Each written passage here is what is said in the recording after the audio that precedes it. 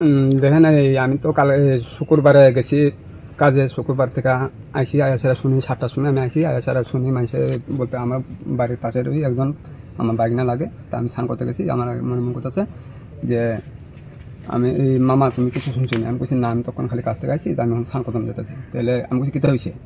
কয় দিদি তো এমন এমন আর বিনয় দেবর্মা আর এই মাখন দেবর্মা, তো তারা দুজনে নিয়ে বিনয় বাড়িতে মদ খাওয়াইয়া এমন অত্যাচার করছে, রেপ করছে।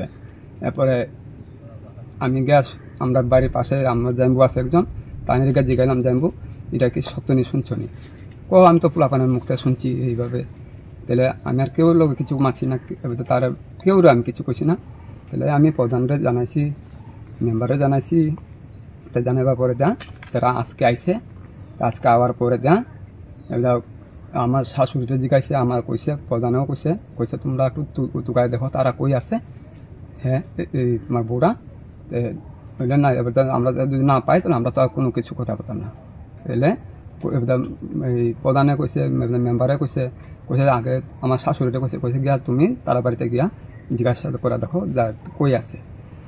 ওই যাওয়ানোর পরে বিনয় দেবর্মা কইছে যে তুমি অমুক জায়গাতে গিয়া দেখো এখানে ঘুমাই রয়েছে বলতে ওই তাল গাছের গুড়িত। তাহলে আমার বোন আছে একজন, আমার শাশুড়ি আর একজন জানি আমরা পাশের লোক, কোন মহিলাটা জানি আমি দেখছি না, 3 মহিলা আর আইসে আয়াসা দেখে ঝুলন্ত অবস্থা।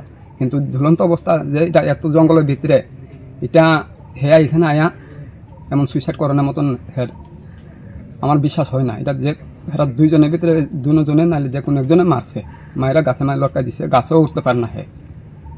প্রশাসন কাছে আমি দূরে চাই, আমি নিজ বিচারটা যাতে আমি